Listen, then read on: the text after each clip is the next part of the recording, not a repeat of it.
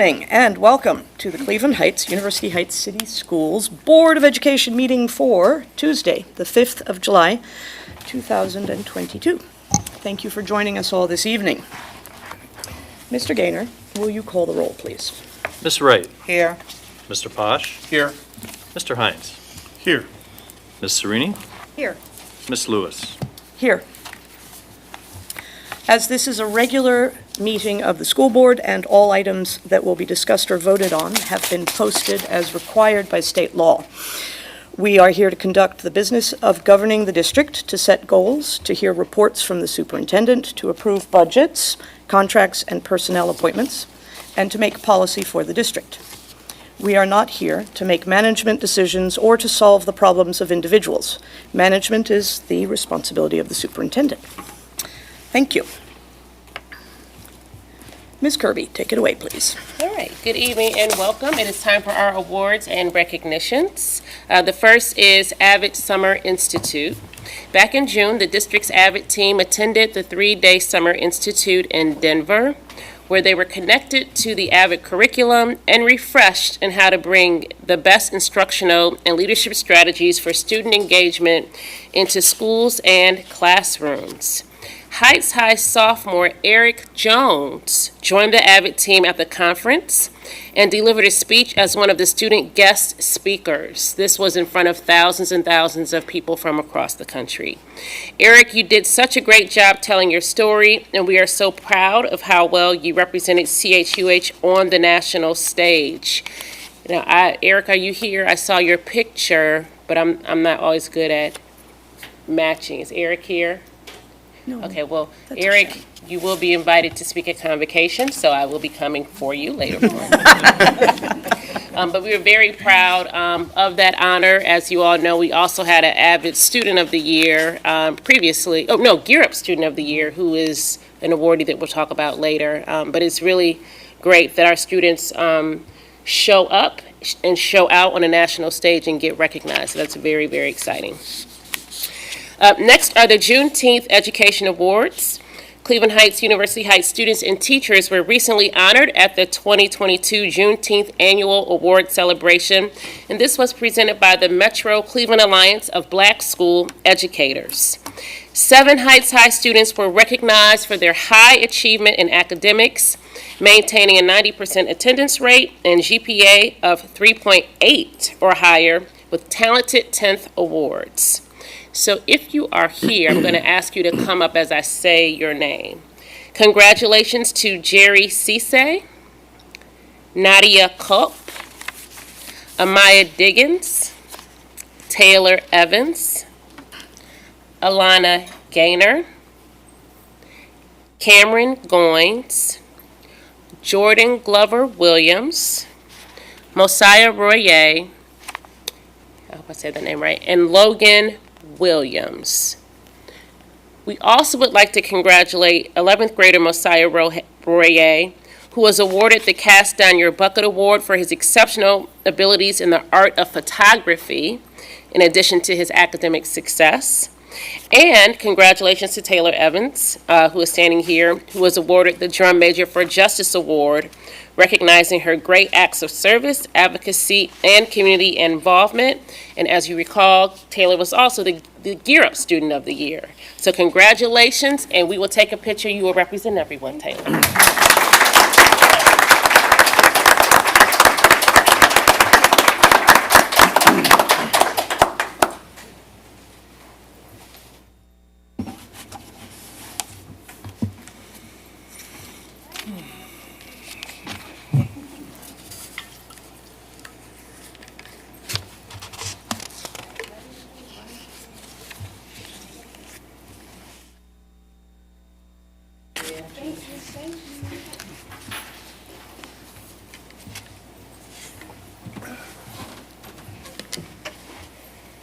Three CHUH teachers were recognized during the Juneteenth Awards with the Black Men Teach in Cleveland Award, which recognizes Black male educators who promote student voices, use creative and innovative instructional techniques, and are receptive to students' viewpoints and ideas. I am very proud of these teachers who give so much to students and families year after year. I do see one of our award recipients here, so I'm going to ask you to come up and represent the group. So our recipients from Heights High Guidance Counselor Michael Murray, Monticello Middle School Dean of Students Desi Stewart, Social Studies teacher and MSAN advisor Nate Williams. If you all recall, Desi Stewart was also our Teacher of the Year this Yes, year. I remember well. So we are going to take another picture.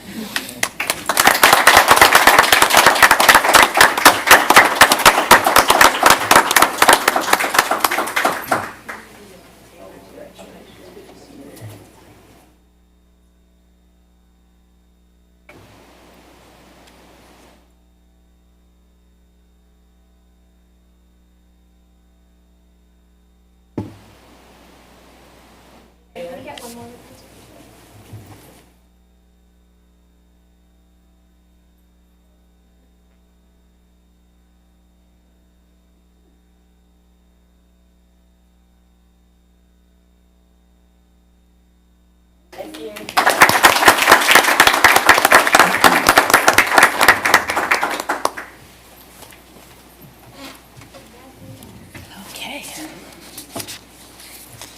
We have a lot of recognitions for the month. Next are the Ohio School Public Relations Association Honors Awards. Each year, the Ohio School Public Relations Association honors schools for their outstanding contributions to school communications. This year, not only was our district communications department recognized, but also a group of Heights High students. Last year, digital video production students created promotional videos to give students a glimpse into career tech programs offered at Heights High. Students spent 2 months filming, conducting interviews, and editing. And I'm excited to announce that students earned the 2022 Best of the Best Student Award for their video, Science, Medicine, and Exercise Science. So, congratulations, and if you're here, please come up. Goes to student producer and now alum, Eric Beasley. Come on up.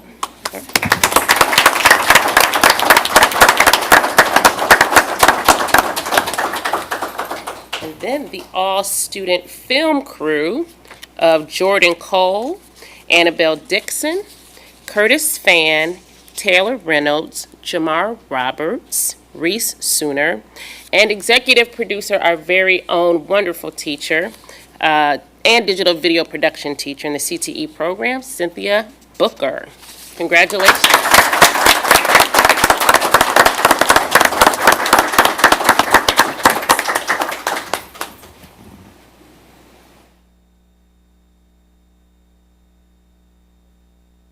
I'm Emmy Award winner. It's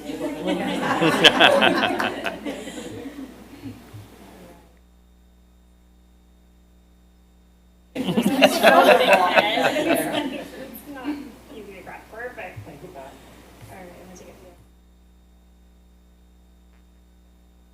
Thanks.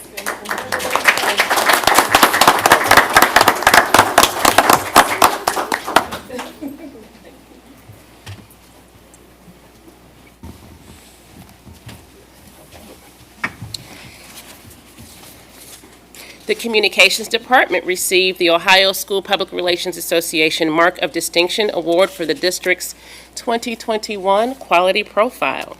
The Quality Profile is an annual publication that highlights all of the wonderful things going on in our schools, plus key data points. It's available on chuh.org, and we have a few copies here for those of you who want to grab one tonight. So I want to thank and invite the communications team to come up, so if someone's going to have to take the picture. Angelique Lipford, Charlie Swift, Vivian Gata, and our Supervisor of Communications, Kathan Cavanaugh.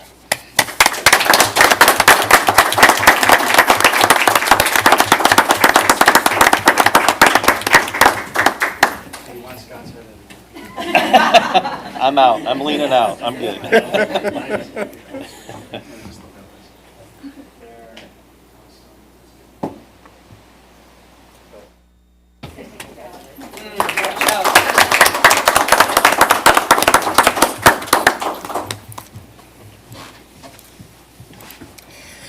All right, and that concludes our awards and recognitions for the evening.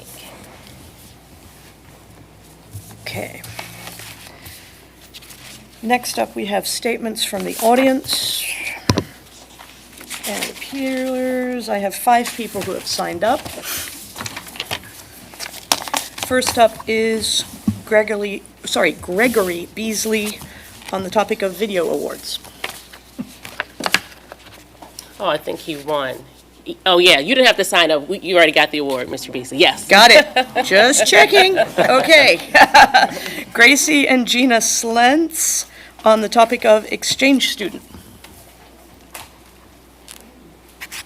Carla, you want me to add you to the bottom of the list? Okay. Good evening. I appreciate you taking the time to listen to my statement. My name is Gracie Slentz. My family and I decided to become a host to a student at IUSA. We matched with a wonderful student and we were so enthused. We found out, however, after we and our IUSA coordinator contacted Dr. Lawson McKinney, that she said she was told it was in your bylaws that no students except those participating in the AFS program will be permitted to attend your school. We were so surprised considering we have found our community to be so diverse and inclusive and assumed our school would be just as accepting. I did some research on your website and have evidence that Dr. Lawson McKinney was not told the truth. According to your boarddocs.com policy manual code P05114, which is the most current policy on the website, it states, the board authorizes the superintendent to consider a request to admit an exchange visitor student who meets the USDOS requirements and applies for admission through a sponsoring organization and determine whether or not that student should be accepted. IUSA not only meets the USDOS, but also the CSIET, which is Council on Standards for International Educational Travel, and are an A+ accredited business, according to the BBB. As you now know, they do meet your standards and beyond. Our family also loves participating in school affairs whenever is possible, and will be very engaged in our student and the school. I am going to be a senior this year, and as will the student who we were considering, and would love to get the opportunity to experience this, as this is likely mine and the student's last chance. So I would appreciate it if you gave us a chance to host a student this fall. Thank you.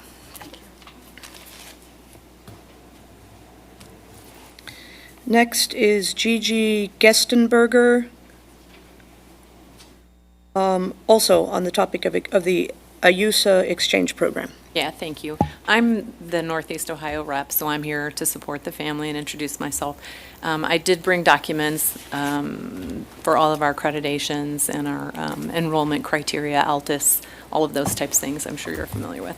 Could you speak a little closer to the microphone, yep, sorry. please? Thank you. I'm usually told I'm too loud, so. Thanks. So I did just want to introduce myself and let you know that I am the area rep. I have 27 kids in Northeast Ohio for the 21-22 school year in 15 high schools, and this year we've added some Chagrin Falls and other places as well. AUSA is nonprofit. We are CSIET certified. We're 42 years old, and we've brought 50,000 kids into the U.S. And the reason we haven't placed a student with your school yet, beside the misunderstanding or needing for clarity on whether you will allow AUSA students in, they really haven't had an active AUSA rep within Northeast Ohio. I've been in a rep 5 years, but only 2 years here in Ohio, so I'm really trying to work the area and start new relationships with the schools. But I do have references from the other 27 students around the area. So I've been a CR 5 years. As I said, I have a 121-mile radius so that I can be hands-on with all the students, get into their homes, make long-lasting relationships with the schools. I was an exchange student in Europe. My husband is a German. He did an exchange in America. Of our 5 kids, 2 of them have done exchanges. We've hosted, so we kind of know that exchange experience all around.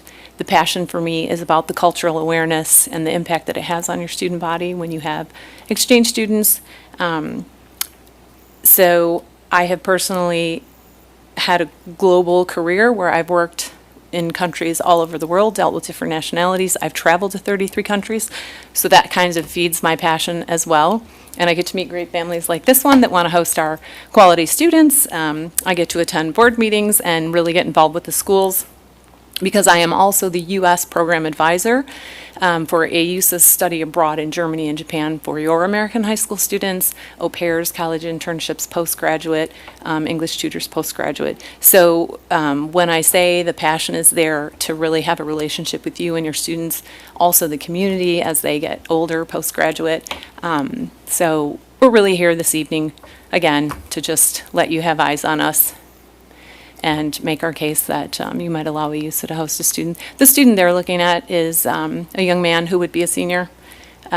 We have the full, in the case if you're considering a new program, we can let you see the video, we can let you see, all the materials on him and his grades and his story. And just would appreciate your consideration, and thank you for listening to us. Thank you very much. Thank you. And I'm going to cross off Ms. Booker, since we already saw her. Okay, next up is Melissa Wood on the topic of updates.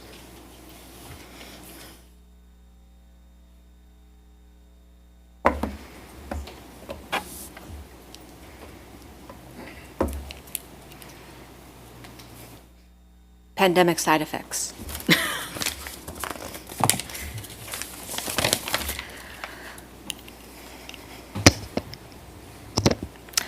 Good evening. I'm here to ask for updates on work the district committed to doing over the summer. Forgive the bullet point format, I'm working with a limited time frame. First, a commitment was made after the April 19th BOE meeting to put together a stakeholder group on sexual harassment and Title IX procedures. The stakeholder group was to include students and alumni leaders of Enough is Enough. To this date, none of those leaders have been contacted to participate in this group. Has it been formed? Who is on this committee? The Root Cause Analysis Committee was not representative of invested students, alumni, parents, and staff. The community supporting the demands of Enough is Enough wants an update on this process. We are halfway through the summer. Second, another commitment made after the April 19th BOE meeting and then repeated in the superintendent's end-of-the-year email was the creation of a comprehensive K-12 sex education and consent curriculum. The district was to have partnered with experts in the field to create this curriculum. It was to be created this summer. Is this happening? What experts are you working with? The summer is half over. The adoption of a comprehensive sex education curriculum is essential to the well-being of our student body. I would hope that this process is well underway. There is no need to reinvent the wheel. Such curriculums exist and could be adapted to our needs. How far along are we? Is there a point person to address questions to, as was indicated there would be? Again, the community needs an update on this work. I understand the political landscape has changed post-Roe, and we may receive conservative resistance, but we have to push back. Third, in regards to community food security, which was a major topic at the joint meeting with the city leaders last week, I am shocked to see that the TVA students are left out of PEBT benefits. I understand this is an ODE rule, but it is one we should have been well aware of and we should have devised a workaround for. We definitely should not have sent out an email to the community at large simply stating that TVA students were not included and to contact the ODE if you have an issue. At the very least, the email should have stated that the district is aware of the glaring inequity of this situation and is working to address it. The TVA families are Tiger Nation families, are they not? They are on our rosters, taught by our teachers. They count in our funding. We need to make sure they are not disenfranchised. If the problem is how we have structured our virtual learning option, then we need to restructure. This has to be an equitable choice for our district families. I must say that I am very surprised that these issues were not on the agenda for meetings last week or for tonight's meeting. The community is expecting substantive updates. It is my hope you are planning to have the discussions either under the superintendent's update or unfinished business. Thank you. Thank you. Can I say something? Or whatever you want? Do you want to do that now or after Carla? Yeah. Well, I can wait. Okay. Carla Bailey, wants to speak also about exchange students.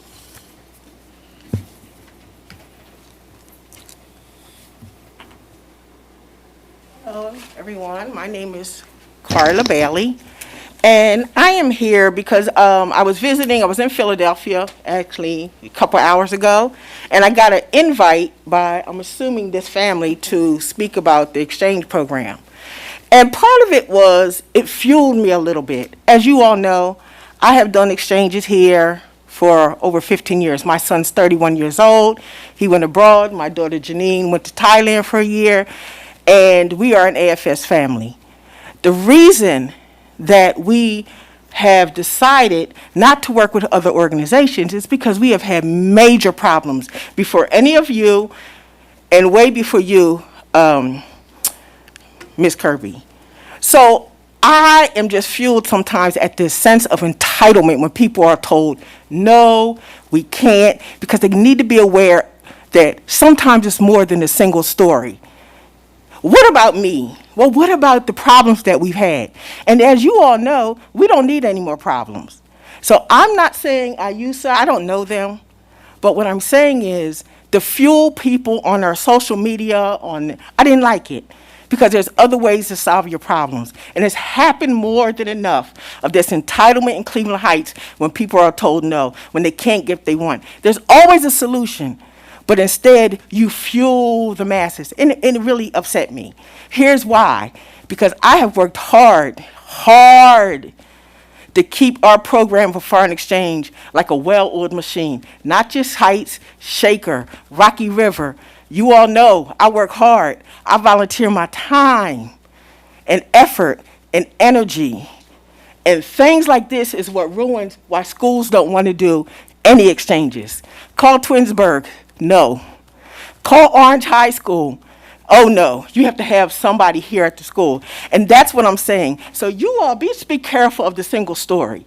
It's not personal. It's not about you. Find out over the 70 years of AFS why we have decided. We have had massive issues, not just in our school, in our home. AFS has probably 92 volunteers that get hands-on. And I'm not comparing because I know they've been around for a long time, but I'm just tired of the entitlement of Cleveland Heights residents when the word is no, let's try again, can we do it?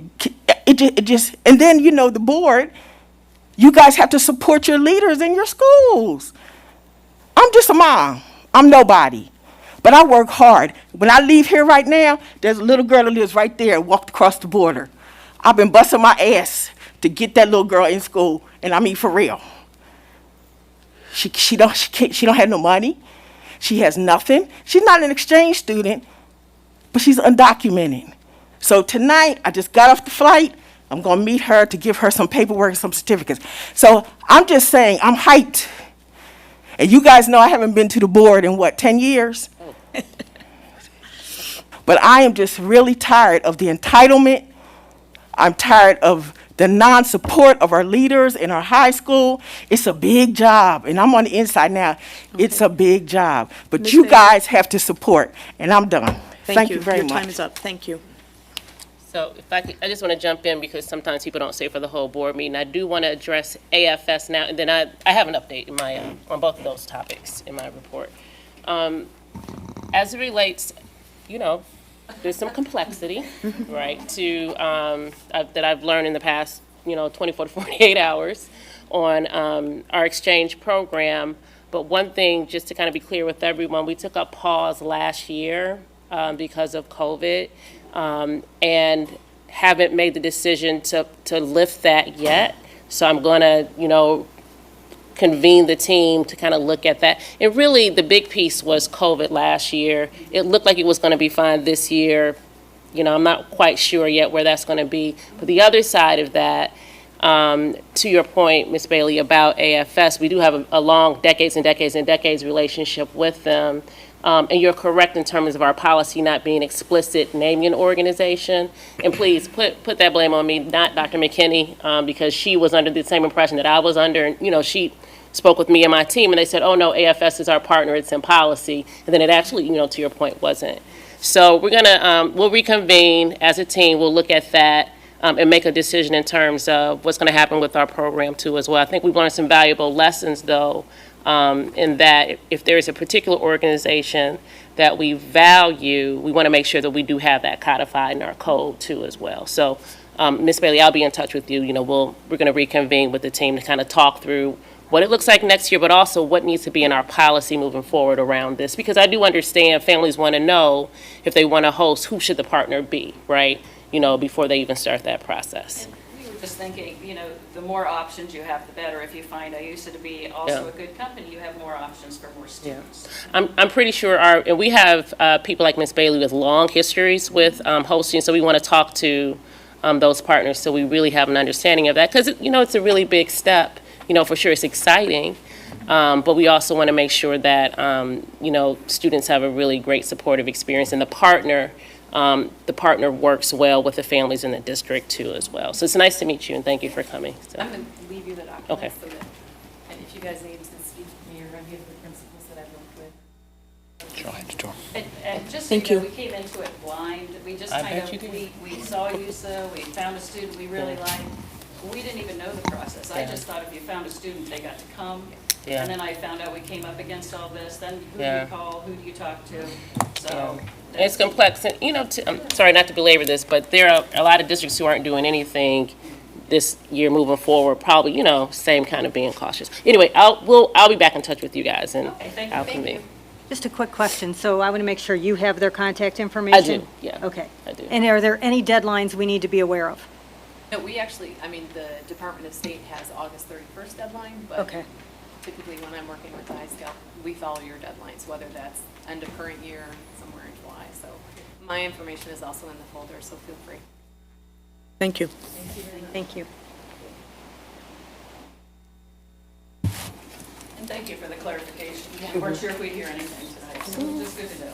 Thank you. Okay, let's move on now to the consent agenda. Do I have a motion to consider the consent agenda? I move that we consider the consent agenda. Second. Okay. Anybody have anything they want to discuss or point out? I was surprised the cost of buses are up $100,000, not $10,000 a bus. 10,000 each. 10,000 each. So that's 10%, right? On a 10% $100,000 increase. bus. Is that just supply chain, or do we, Multiple things. The base bus is pretty close to its price, but there's different. George, can you go to the microphone so it's on the meeting? Thank you. Can't tell if it's a wince or just. No, it's okay. My knee hurts. So the base, we buy it in two pieces. We buy the base and then the chassis on top of it. And Scott said that though one price may have stabilized, which I think was the chassis, other pieces and parts that go with it some have gone up, some have gone down, which overall increased a bus price about $10,000. if you bought them in white instead of yellow, are they cheaper? No, in the bigger, just an FYI, since you got me up here. Next year, we are looking at replacing, I'll probably have to replace 5 or more. Really? Yes. I have, I Because you've think been on a s- regular Right, three-a-year but schedule. we bought in 2012, 8 buses. Okay. So So those they're are coming 10 years due. old, right? So I have to work some magic with the 003 to see what we can do. Do we get a cheaper price if we buy more, or is this No. just all state contract and it's, Yep, state so the contract. price has already been negotiated with the Right. state? Mhm. Okay, Good. yeah, Thank you. thanks. Thank you. It looks like we have a number of our building substitutes lined up, but not all of them. Do you want to elaborate on that? Please. I don't even have my agenda out, I'm sorry. Oh, I'm seeing one for the high school, one for Noble, one for Oxford, one for Monty, one for Garrity. So that's good.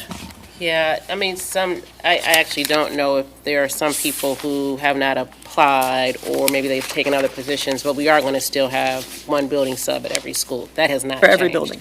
So, Good. yes, there might be, some other issue, maybe, people made a different decision, but that's not going to change. Okay, great. I'm really happy you found lifeguards. I'm really happy at how many of those lifeguards are Heights High students. Yep. Or recent graduates, I should say. And many of them, I think, have some jewelry from the state of Ohio OHSAA championship. Now, is there a closing date for the building substitute? Oh, we keep that open until it's filled. Yeah, so we'll keep that open.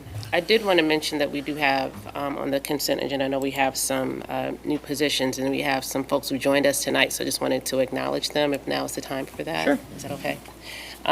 First, I would like to welcome our new Coordinator of Information Technology, Mr. Anthony Slepko. Hello, Mr. Slepko. Welcome. Welcome. Mr. Slepko comes to us from West Geauga Local School District, where he served as the district systems technician. Previously, he was the Assistant Director of Technology for Riverside Local Schools from 2006 to 2016, and Madison Local Schools from 2016 to 2019. He brings a wealth of experience in school technology, and really speaks that very strange language of technology extremely well. I hear you're well versed in it. So we want to welcome you, Mr. Slepko, to the district. And as you all know, Christy, Dr. Bauer is our new Director of Curriculum and Instruction. I also see with us tonight our new principal of Fairfax Elementary School, Florence Masella. Welcome. Welcome. Florence comes to us from the Euclid School District, where she both serves as the Director of Curriculum Instruction and the Director of Data. So she has vast central office experience, and we look forward to joining the Fairfax family. I know Florence is very excited to be back working in schools again, and we are really blessed to have the depth of her experience to lead our wonderful Fairfax community. So welcome, Florence. Yes. Welcome to both of you. Yeah. Great, yes. Thank you.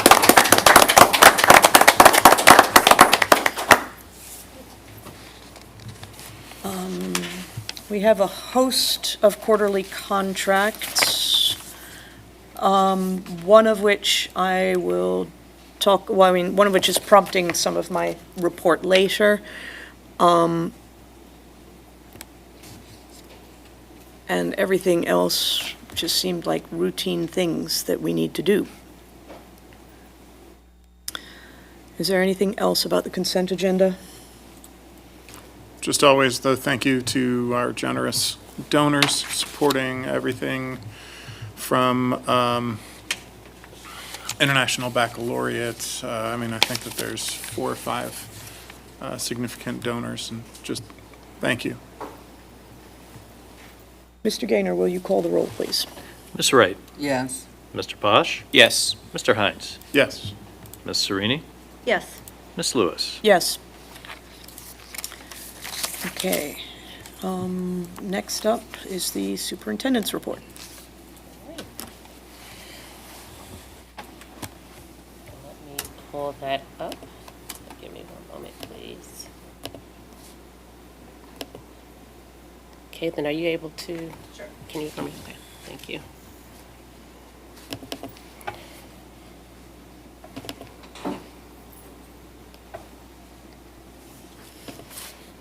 All right. So the first item for my update is our Sex-Based Harassment Advisory Committee. We have convened this past June 23rd. I did invite a student organizer to the meeting, but did not hear back from them, so I will follow up. We also have an alum from class of 21, who also is on the committee.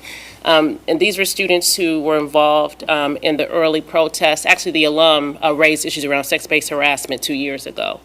So she's agreed to serve on the committee, and she was at that first meeting. One thing that we talked about was specifically a timeline in the areas, in 5 different areas around those recommendations. So we do have a training plan for teachers, training for staff. We are revisiting the curriculum to see what additions we need to take, if we need to adopt something else, so that's August work. We have a communication strategy to make sure that people are aware, to your point, of all the things that we're doing and how we are following up on those recommendations. We also, from a policy perspective, have posted for a Title IX compliance officer to make sure that we have, that our processes are aligned to board policy and federal policy.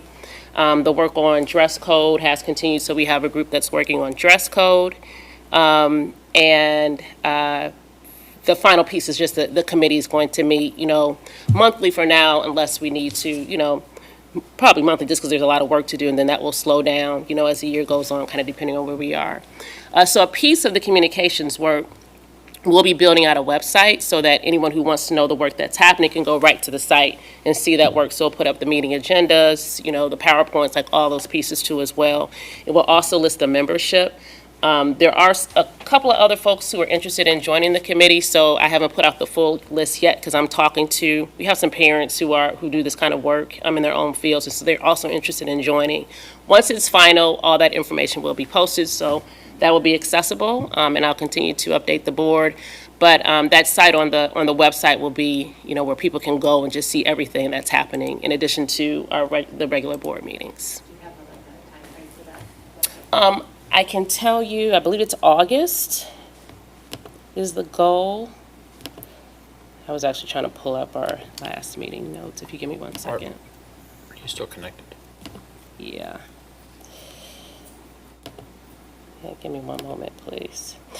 So for communications, it's August. Our curriculum work is August. Student training, staff training, August. Partnership development is ongoing, and safety and security. So August is our big date, to get all these things done before the start of school. Okay. Next is Tiger Camp. We are in our second session of Tiger Camp right now. We have about 400 students who are engaged in the academic-focused opportunities for students, but also the physical well-being, social-emotional wellness activities happening for students. So we're excited, again, that we've been able to offer that again, and there's been lots of interest. From a planning perspective, the Ed Services Department, under the leadership of Dr. Gould, sponsored a building leadership team retreat right when we got out of school, June 9th and 10th, and then a principals retreat was held June 22nd and 23rd. During the building leadership team retreat, we did some early work around some key academic areas.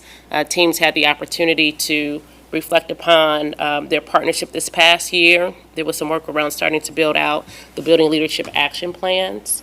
And at the principals retreat, we worked on everything from transitions to supporting students with IEPs, to restorative practices, master scheduling, and student handbooks as well. So it was both kind of practical nuts and bolts, but also kind of visioning and connecting to your why. There will be another meeting of our principal leaders that will happen in early August, and it is in those sessions that we'll be doing some, coming back to those building leadership action plans and any changes that we need to make there. As it relates to Goal 4, also in the month of June, we had threat assessment training. So each of our schools has a threat assessment team. So we're a little early than the state's deadline for having the threat assessment team training, but this is something that we started to work on last summer.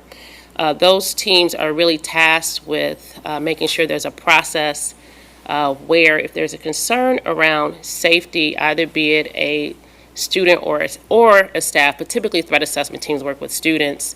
There's a team composed of social workers, counselors, security personnel, teachers, administrators, who can assess if there's a threat and take the specific steps to mitigate those threats. So again, this is a requirement by the state to have these, but this is something that we were going to put in place even before the state's requirement.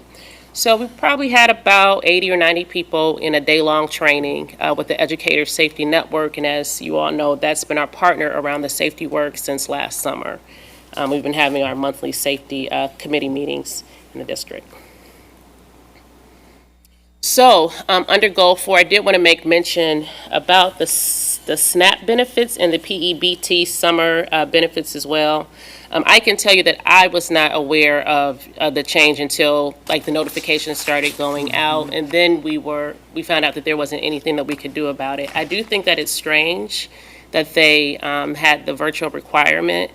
So we will follow up on that because we will have TVA again. I think that the state is probably under the impression, pre-pandemic there have been virtual schools, kids didn't really connect, but my understanding is our students in virtual schools could still get meals. I could be wrong about that, George. Oh, no, they could not, and that's why. Okay, right. So some of this, I think, and I can understand the both concern and then confusion, given that I had it myself. Not this past year, but the year before, there was a lot of flexibility around people being able to come up and get meals. That changed this past year. So when we started TVA, we really had to go into kind of like a regular virtual school structure, which meant that those families could not get access to the meals, which therefore would impacted the PEBT. But I will be following up with the state just to find out if there are any changes. I mean, and also sometimes things change too as well. Some kids were in the We had, building in the fall. yeah, and we had kids in and out, right? Yeah, yeah. We're going to see that again. Yeah. I'll follow up with that just to kind of find out what that is, so we can get ahead of that. I know that I had one mom reach out to me, and she was really concerned about that. I just read something that there was also a change to the guidelines for the federal money as well. And so things that were very loose last year intentionally have been tightened up. They have started to tighten up, yeah, both on the money side and the policy side. So if we're getting it both from DC and Columbus, makes it hard. Well, and I think more importantly, I want parents, whatever the policies, I want them to know ahead of time, because I think people are caught off guard and they made assumptions, and I would have made the same assumption too as well. So, you raise a good point, and it's something that the team's been working on. The other piece, just to kind of share, Rock's Art is going to be displaying this beautiful self-portrait project that's happened this past year. So I want to thank Debbie Apple-Presser for her work in this project titled Together We Rise. And so we'll have our theme encapsulated forever. So this was funded by Rock's Art and was designed to help students across our schools really think through the experiences that they have and represent that artistically across schools. So I'm excited that this was able to come in fruition. I thank Rock's Arts for their contribution to all of our students' experiences. Do you know where the installation is? I don't know that, but I will find out. Yeah. I will find out. These were elementary students, right? These are elementary All of students, the yeah. elementaries, Mhm. right. Yeah. Okay. And then the final thing I wanted to note, we are definitely in the process of hiring academic success tutors. We really see this as a key engine for change in order to help our students with the learning loss and the academic challenges we know that they've had over the past couple of years. We were able to hire a very small number, but are really stepping up those efforts this summer for both our tutor positions, but also some of the other positions that have been hard to staff. So information is here. We were very excited that there was an article by Tom Jewell in the paper to kind of help with this. So thank you, Jim, for that suggestion. And we'll be out at community events and religious organizations, churches, synagogues, temples, just, any place we can connect to see if people want to come and help and assist us this year for our students with the tutors. I just need to make a correction. I meant the tutors. Was there a deadline for the tutors, not the substitutes? Yes. Yeah. There's not a deadline either, so we're always, in fact, we want to have as many as possible because there's probably going to be some attrition, which just tends to happen with any position. So we'll keep that open. $25 an hour, 5 days a week. 5 hours a day. 5 hours a day, sorry, 5 25, hours a day. yep. So can they apply here? I mean, human resources They can come apply right now to or the board and apply online? if they want, or, Okay. they can take a picture of this QR code, Okay. here, but they can definitely just walk up as well, and go through the process. Just FYI, I've had an application since April. I have not received a call back for the academic position, which I'm highly overqualified for. So I don't know if that. Well, I think not to talk, but you have another position in the district, so that's probably why, yeah. You know, I know, that's, Yeah. and also, I've watched the process and the hiring. So I don't know who's, just, depending on how many people you want and how you're going to go about it. You're just breaking all these rules of public participation, Melissa, but this. You guys brought it up, and so I'm just. Not for you to go back, but thank you for that, yes, yeah. Okay, thank you. Is That it, concludes Mr. my Ray? Okay, report. thank you.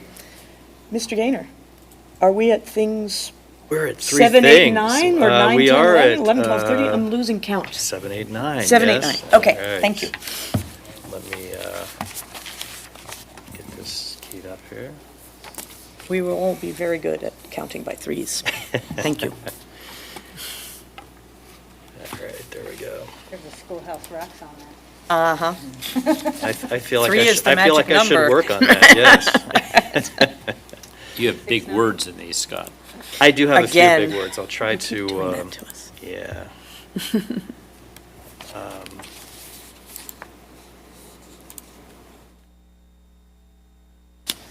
All right, so there we go. Okay, so our 3 things for this month, and again, this is an effort to just, do a couple of quick accounting concepts, school finance concepts, in alignment with the strategic plan goal 5, objective 3, which is to inform and educate all stakeholders regarding district finances and school funding in the state of Ohio. So 3 things that are hopefully timely and things that often we run into issues with, and we want our residents and our staff to know. So, thing 1 is cash basis accounting versus GAAP, and I realize this looks awfully boring right from the jump, but I'm going to try. I'm going to try to be real quick with this. So, and there's a reason that I want to bring this concept up real quickly. So public schools operate on a cash basis. That means we pay you, we record an expense, we receive money, we record revenue. And that's the basis that we report all of our information to Ohio Department of Education, our monthly financials, our 5-year forecast, all is on a cash basis. So cash in, cash out, that's when we record things. Now, once a year, every district has to convert from cash basis to GAAP basis, which is generally accepted accounting principles. That means you have to look and see, did I prepay something and record that appropriately, or do you owe something?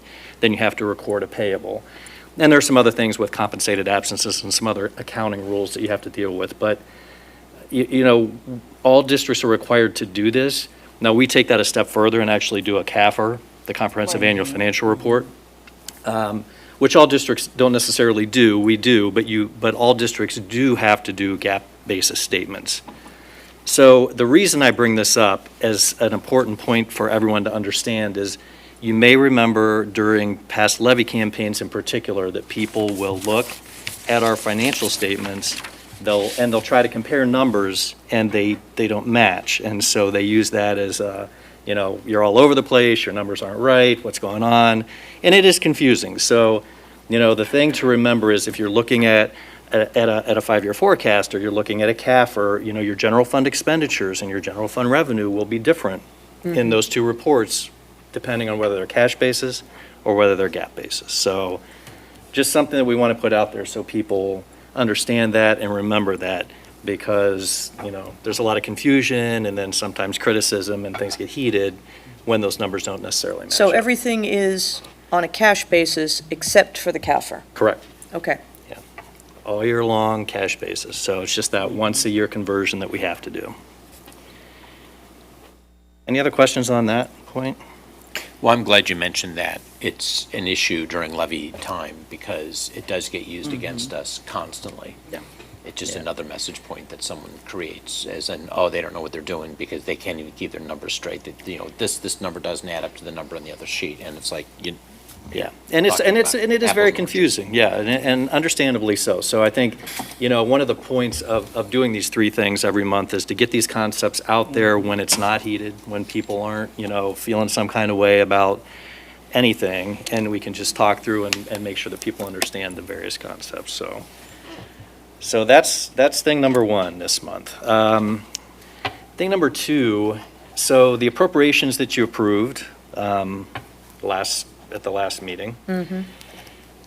So one of the things people forget, or they look under our dues and fees account. Remember, we talked about budgets being by object and the type of thing you're spending your money on.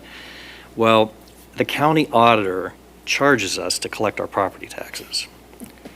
And so people look at this number and say, oh my gosh, look at the, you know, well, yeah, $1.6 million was the budget this year for the county charging the district to collect our property taxes. So it's one of those things that increases our expenses, increases our expenditures, increases the budget, but something that's completely out of the district's control, but something that I think people tend to forget because it's a pretty large number. And so, again, we just want to bring this concept up because this is. Does the county auditor charge, I don't know, the Metro Parks and the Every entity. library They do. for the same service? They do. Okay. Every entity gets charged. The cities. And the city, okay. Yeah. I want to make sure that we're all Yeah, no, we on a all par get here. that hit. Yeah, so Yeah. that's. So we all get charged Correct. for the privilege of receiving the money that the voters have agreed to pay. Absolutely, and not to Okay. take away from the fact that they have work to do, and, you know, they do things in the assessments and the collection and all the things that the government agencies do to make sure we get our taxes.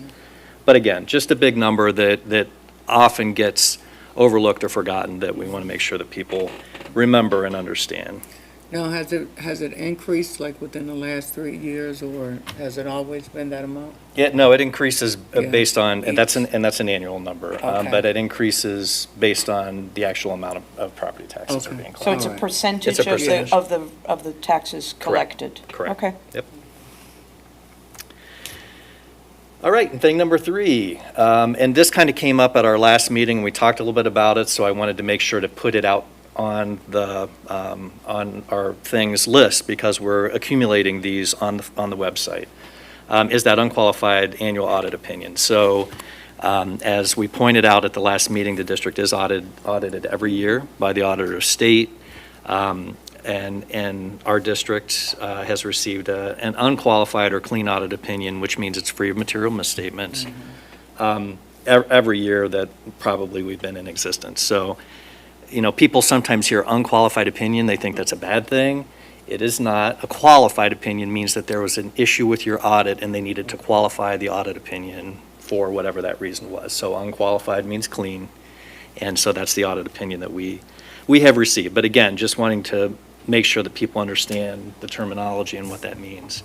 And then we did note that also for the audit for fiscal year ending June 30th of '21, we did get the Auditor State Award with distinction, meaning that not only were the financial statements free of material misstatement, but there were, you know, absolutely zero audit issues, which is, again, uncommon because, you know, we talked a little bit about materiality and how generally with an organization our size and a budget our size, you're going to have some minor things, but in the case of June 30, 21, we had none, so. Well, congratulations. Yes, thank you. Yeah, So bravo. those are the three things for this month. Anything that I can add to on that? So, I remember the GAP, the generally accepted accounting principles, had some massive change a number of years ago. And Yeah. when I was in grad school, we had to learn the before and after, and it was Ooh. pretty horrendous. Yeah. That's horrible.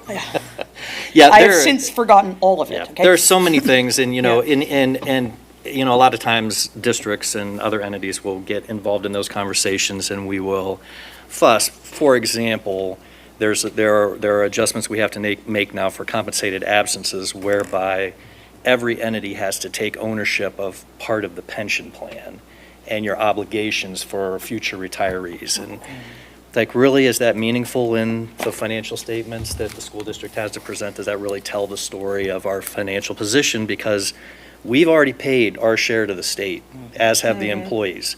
Now it's the state retirement system's obligation, and they're the ones who should be accounting for that, not necessarily us. So, there are a lot of those kinds of things that are in the financial statements that we would argue might not be the best representation of what we do, but you have to follow the rules, and so.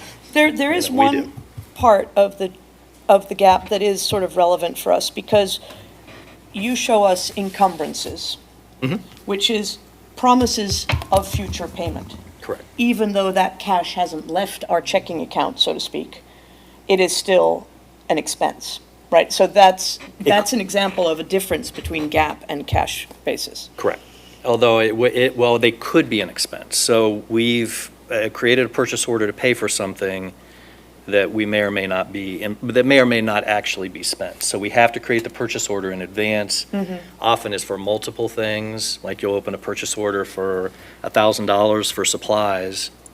So we show that as an encumbrance, but that the department may not always spend $1,000. So as they invoice against that. So it is an obligation, you're right, but not necessarily in its entirety. And that's when you report, what is the end of the year sort of final document when you? Yeah, so when we do those gap statements that show the actual, what happens is when we convert to gap, you have to actually go through all of your payments and invoices in July and August and see if you can attribute them to the previous year. And if you can, then you have to book adjustments for all those to convert your statements. And similarly, for you go through all your receivables the same way. So again, it's just a difference in accounting, but it can often cause some confusion if you're looking at different reports.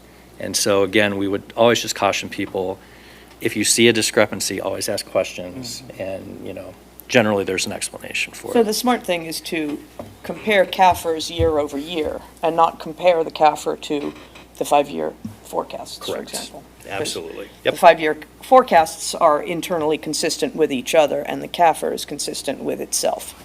You got it. Okay. I think that this is, this is an enormous accomplishment, certainly for you and Eric and the rest of your team, to win the AOS award with distinction, and thank you. And I say thank you on behalf of the taxpayers, because really, those are the people who should rest assured, knowing that there is really hard work being done to the highest standard here. And I think that it's an opportunity also to talk about, just in today's 3 points, we talked about Ohio Department of Education reporting that we have to do. We talked about audited financial statements. The district is audited annually by the auditor of the state, and that's to protect Ohio's taxpayers, which is a critically important thing for all of us.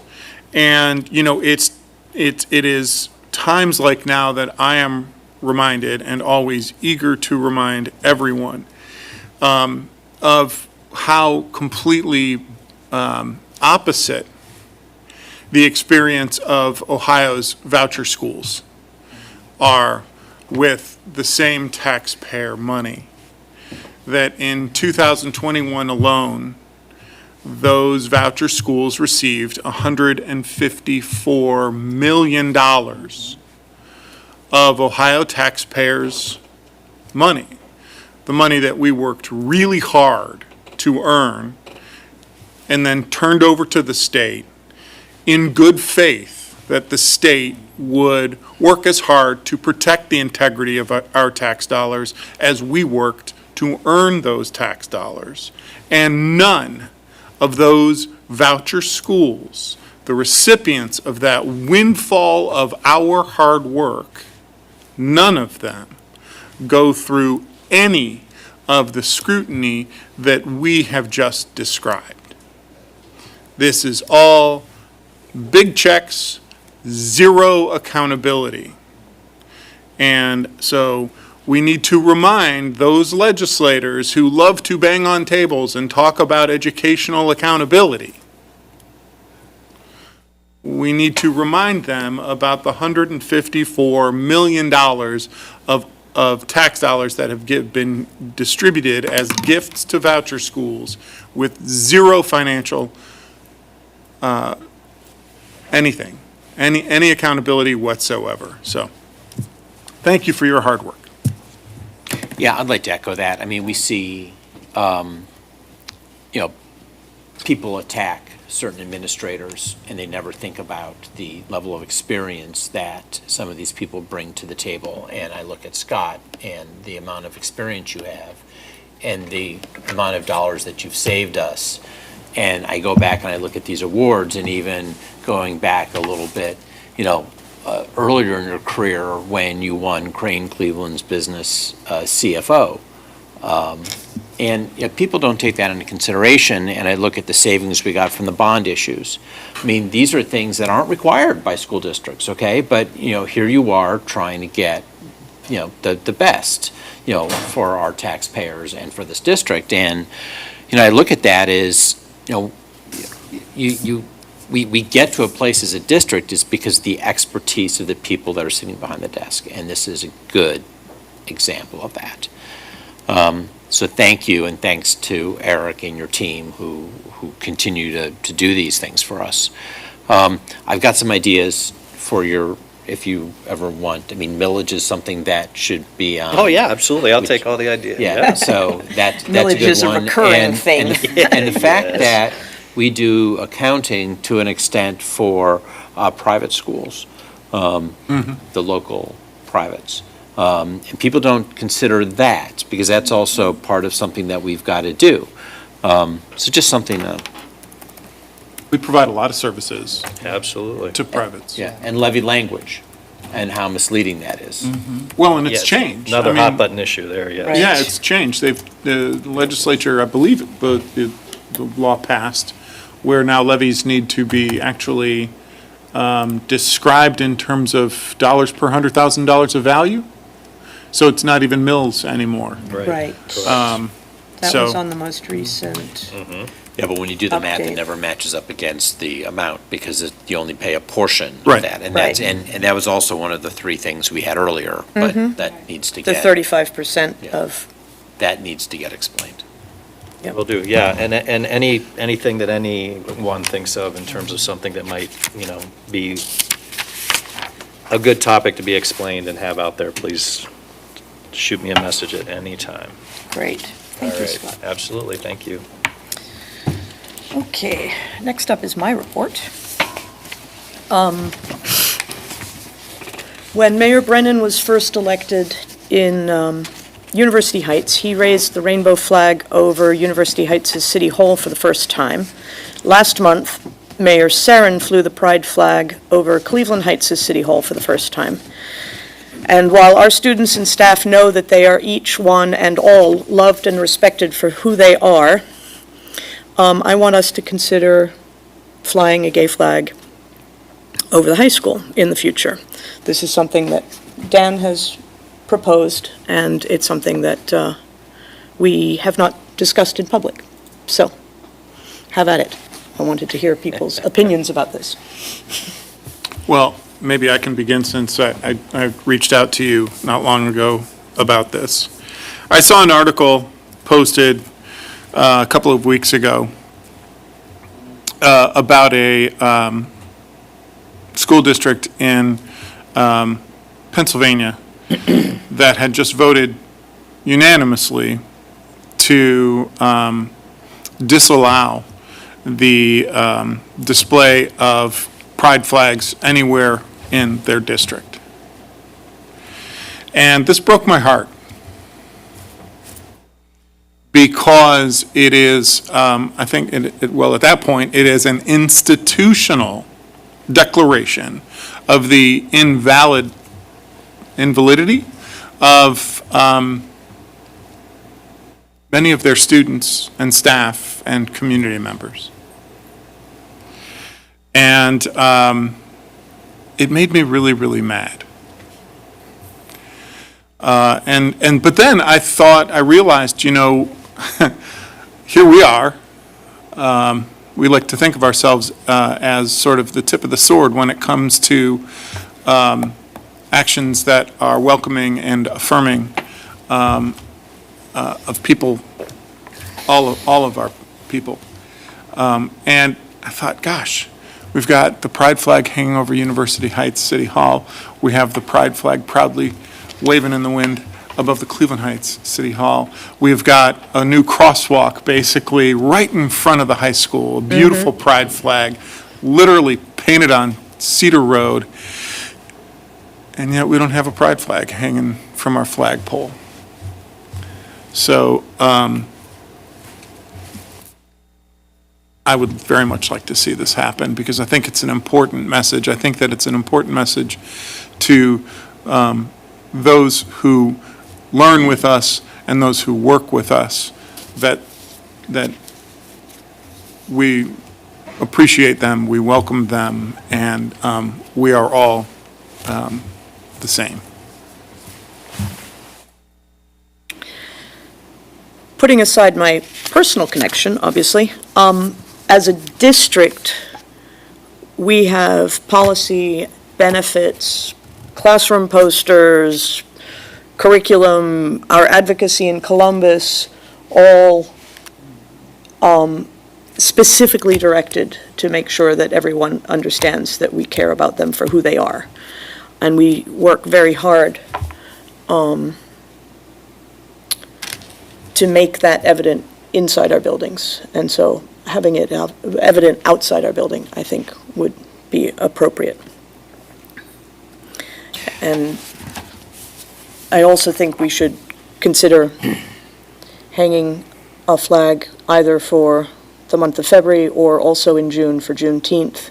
And there are different thoughts about different flags, and I'm not the right person to weigh in on that. But it would go hand in hand with all of the things that we believe in.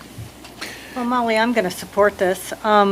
My issue with the flag, whether you want to do for the Pan-African flag or the other African-American flag, I think that is something that we would ask our staff to weigh in on, and maybe our MSAN students or our students. I'm certainly not qualified to make that decision either, but I would support both of, the pride flag as well as a flag in celebration of African-American pride. I just don't know which is the right flag to do.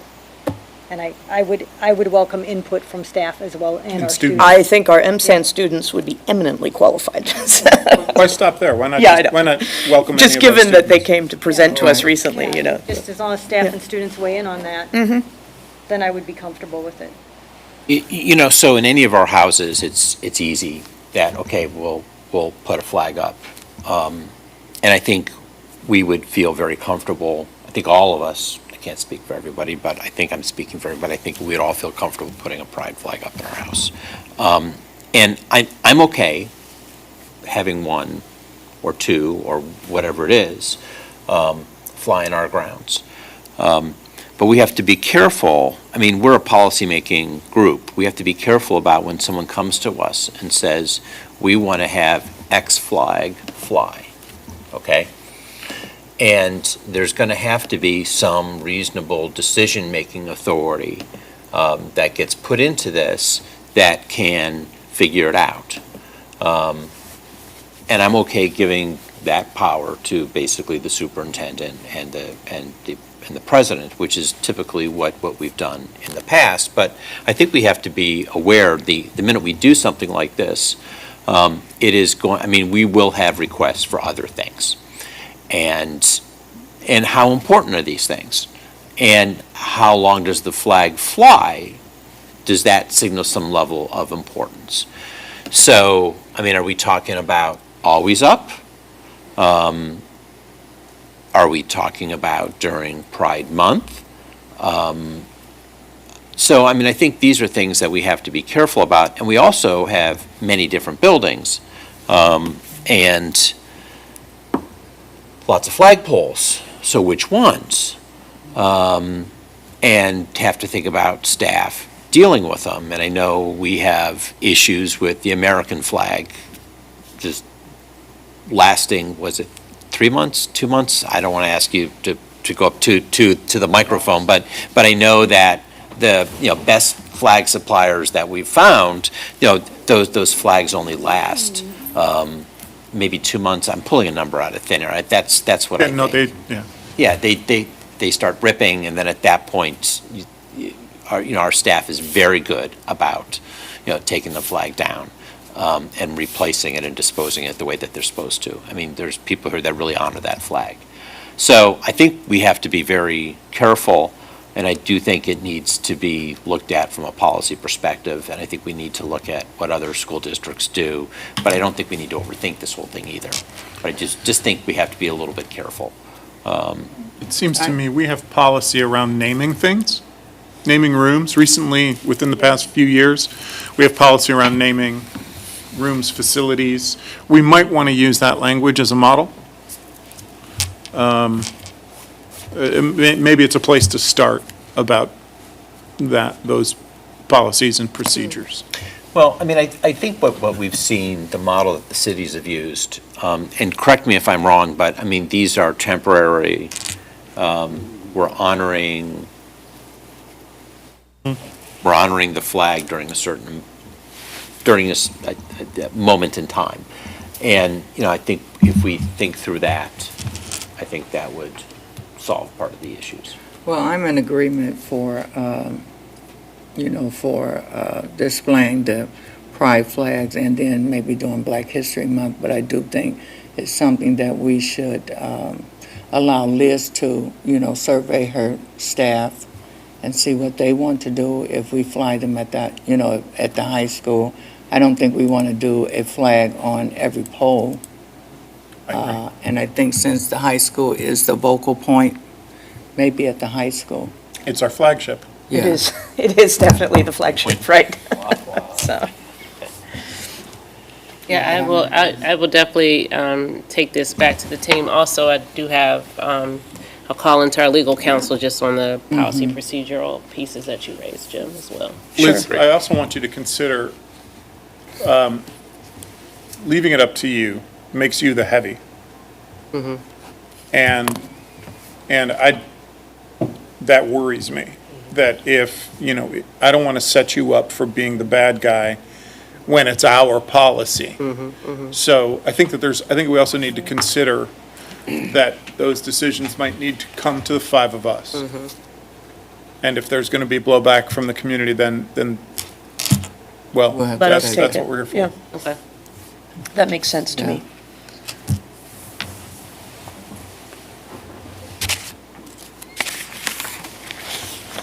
So we can discuss this further once you've had a chance to. There, from Lindsay. Yeah, great, thank you. The second thing I wanted to bring up in my report is about graduation.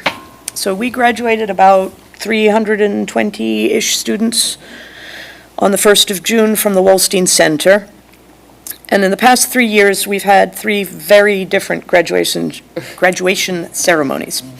Think back to 2020. Do we all remember that, right? 5 days.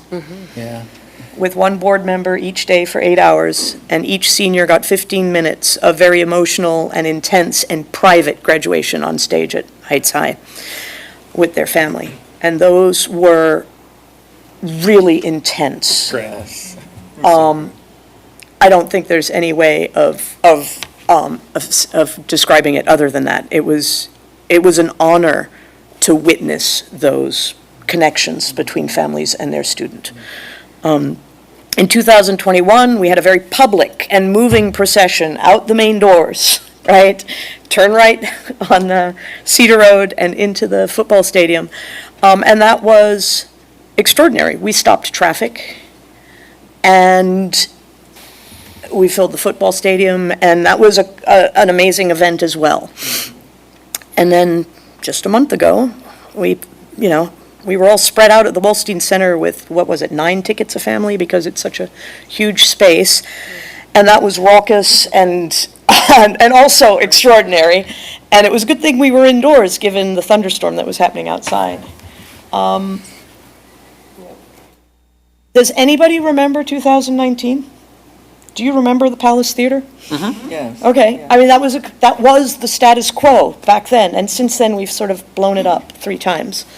And I don't know what, as a board and as a superintendent, is the right approach going forward. But, I don't think we're going to have the one-on-one 15 minutes for each student I ever hope again. not, because we're in a different place then. That was, yeah. That was a huge endeavor. And our staff was extraordinary at being able to put that on and provide that experience for those kids and their parents. But I found the football field to be really wonderful, and I would love to see that happen again. I know the logistics are difficult. It's So, I don't know. expensive. How does that expense compared to the Wolstein? I mean, I don't know, actually. we just had the Wolstein contract, which was, what, $12,500 or something? But that was just the rental. I assume there were a lot of extra expenses that weren't covered by that. Sure. But I think, the biggest piece of having it at the Wolstein or the Palace Theater, which we didn't do because of, they changed some COVID policies, and it would have been really difficult for families. But things like the thunderstorm we can plan for, and if you remember for the 21 graduation, we had some challenges because the date switched. And Right, so there because were of the like weather. multiple things that happened as a result of it. Whereas if we do it in a space that's indoors, we don't have to worry about that. Now, I do think it was beautiful having the students come out, and I'm wondering if there can be another tradition where we can get that experience without it being like the full graduation, for example. A procession of some sort. Some other things perhaps that we can do. Because we do lots of celebrations like that last week. And we have lots of families out, doing things. So maybe that's something that we can do. And then if there's a switch, we can easily go back in because it's not as many students as well. But yeah, so I do, it was beautiful, but it was also very challenging. And it just it was hard to get people to commit to a different date. It was really, that was a big challenge for us. Because there was some security issues too regarding the equipment overnight that was set up overnight. Oh, yeah, I didn't even consider that. Right, because the stage and all the sound equipment was up. Right. And then it rained. Yeah. And it was really hot. Yeah. I know there was concern about families sitting there in the stands because it was a really hot evening, if you remember. Yeah. I mean, I love the visual, and it was very exciting to have it on our football field, but I think from a practical standpoint, it's really difficult to pull off, and I am concerned about that.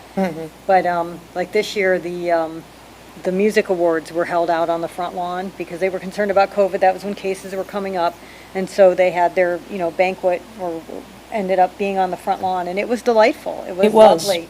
And the year that the music program did a little concert out on the front lawn of the high school was delightful. I mean, I would love us to see, to do more of those kinds of activities because it is very exciting to have events there. It's a good, it's a good visual for the community to see. But I also know that if, the storm that we had and some of the rain and some of the, issues with leaving the equipment out overnight. And I think there was a lot of cost for that setup. And didn't we have a track meet this year that was really close to when would have been graduation? I mean, I just think it's going to be the scheduling would be really difficult. And, there's some challenges with that. So I love the visual, but I also know that the logistics in doing any kind of outdoor event with that many people is really, really hard. Well, for me, serving on the board over the years, if it's a choice between the Palace Theater or Wolstein, I would prefer Wolstein because I think the parking was better for families and the stairs. I mean, going up, some of our families, if we give, and the tickets that we will have to give, we give out less tickets at the Palace than we did at Wolstein. So, and I just think it's the accessibility for older parents, for grandparents at the Wallstein is easier than it is at the Balance. That's true. So my preference would be to bring it back to Heights. I just thought, man, that was fantastic. Yeah. It was, I really think that what we did that day is we made memories for our students and for some community members. I mean, when we say we stopped traffic on Cedar Road, nobody was thinking about that. Nobody thought that that was going to happen. It was a spontaneous, just sort of eruption of love from Commuters. Right. People opened their windows and they were honking and shouting, and it was just fantastic. It extraordinary. was wonderful. And I think there is something about doing it at home that is cool. And I'm not denying any of the logistical nightmares that I'm glad do not fall on my shoulders. But also, like, as we were just talking, I kept thinking, it seems like most colleges graduate outdoors. Year in and year out. And so, because they've gotten good at it. They've had a lot of practice, and they have a big stadium called the Shoe. And so, let's not give up on it. Let's see if we can get better at it. Maybe we can make it more cost efficient. But also, if it doesn't work out, George is going to take a deeper breath now. If it doesn't work out, then maybe we can find a new tradition. I do really like the idea of trying to find something. And if maybe there's some middle ground between a commencement ceremony and a clap out. That would just be a celebratory, Yeah, I mean, on campus. We've got that great front yard. Holy well, cow. now that we've torn down the ugly science wing, I never liked that science wing. Although Mr. Bauer was amazing. Anyway, biology, great teacher. That main facade of our high school is just beautiful, and the more we use it, and the more we have public showing things, whatever they are, that we're looking outward instead of turning inwards is. Well, I mean, I think we can still do that. I mean, Jody gave some great examples of how we've got ways of showing off the front of the school. And we could ask staff members at the high school to take that in consideration when they're doing event planning. I tell you, personally, best graduation experience I've had at Heights was outside in the football field. That was just awesome. Even knowing that there was some craziness that happened during it, okay? We are who we are.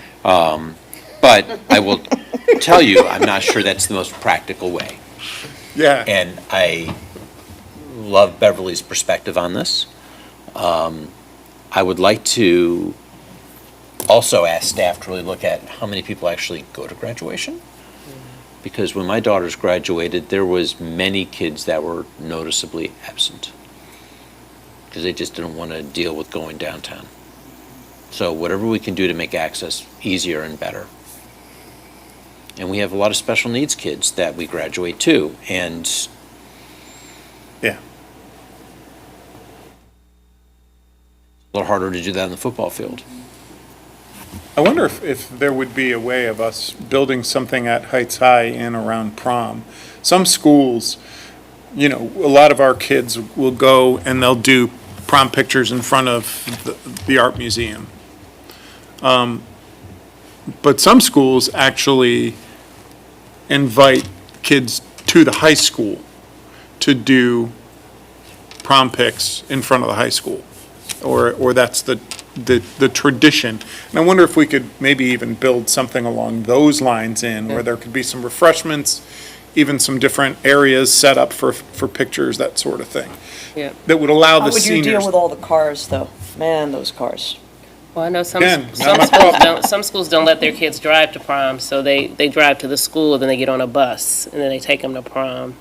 Not sure how our upcoming. Stagger time. Yeah, so that's, there's a couple ways. I think this year our prom was on a Thursday, so that made the timing weird to do that. Thursday at 6, we probably don't want a lot of people and see, but the traffic and all that, plus school was still In session. right? So, yeah. I can't remember the prom date for next year, but I'm sure it's on a weekend. That makes it probably a little easier, hopefully on a Saturday, which is the easiest. Yeah. But that's the most expensive rental for the students who are organizing prom, right? I mean, they got a much lower rate for Thursday night this year. Yeah. And these classes have still lost a year and a half of opportunities to raise money for senior prom. Right. Okay. Things to consider. And the last thing I want to bring up was our joint meeting last week with all of our local government organizations, the library, the school district, and 2 city governments. And this is sort of for the community who was not necessarily there. I want everyone to know that we are embarking, the school district, on a new project of 4 working groups on 4 specific topics that affect all of our residents, whether they be affiliated with the schools, the libraries, or either of the cities. These 4 topics are workforce development and employment, facilities sharing and public resources, diversity, equity, and inclusion, and food insecurity. Whoops, I'm messing with the microphone. Community members who are interested in participating in these work groups should contact each specific working group's leaders or just send an email with your thoughts on the topic to the work group's leaders. And the leaders are, for workforce development and employment, Cleveland Heights Council member Davita Russell and Library Executive Director Nancy Levin. For the Facilities Sharing and Public Resources Working Group, University Heights Mayor Michael Brennan. For Diversity, Equity, and Inclusion, Library Board President Gabe Crenshaw and Library Board Member Dana Fluellen. And Food Insecurity is being led by Cleveland Heights Council Member Anthony Maddox. And I'm sure we will have this stuff up in writing somewhere for people who want to get their specific email addresses. That's it for me. I'd like to comment on that. I mean, Yes. that was really, I think, one of the better joint sessions we've had.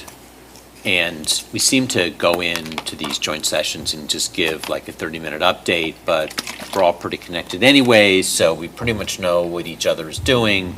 But this really seems like some really good work that we can do, which is, I think we've been sort of trying to find a purpose of the joint meetings. Because, for years, I mean, when Beverly first got on the board, there weren't any meetings. And that was somewhat intentional. I think they just sort of ran out of gas. This really is exciting work. And I think valuable work when you sort of look at, for example, the food issue. Right. Well, each of these government entities has been trying to address food insecurity in different ways, and we're all connected to the Greater Cleveland Food Bank.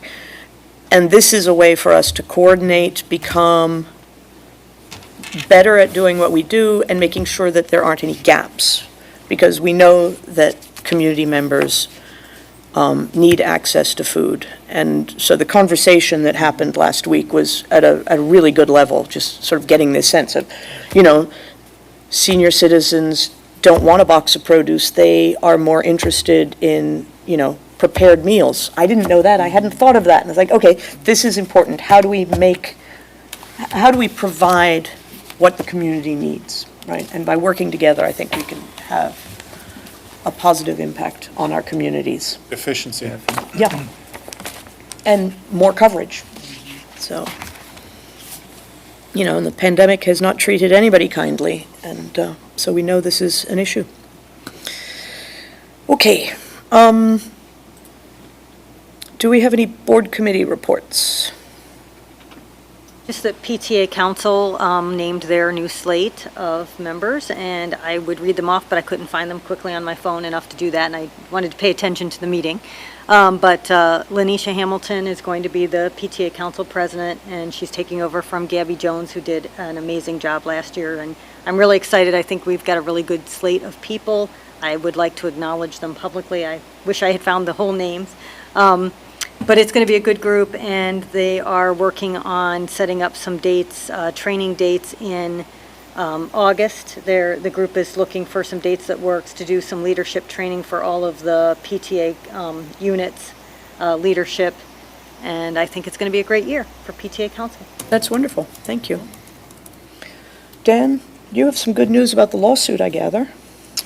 Well, we are happy to welcome the Toledo Public Schools as a recent addition to the efforts, as we are around 20% of Ohio's public school districts have joined the lawsuit. We just fielded about half a dozen amicus briefs, tomato, in support of the lawsuit from different organizations from around the state. And we have a number of events and meetings planned for really all 27 corners of the state. So it's an exciting time, gaining a lot of steam.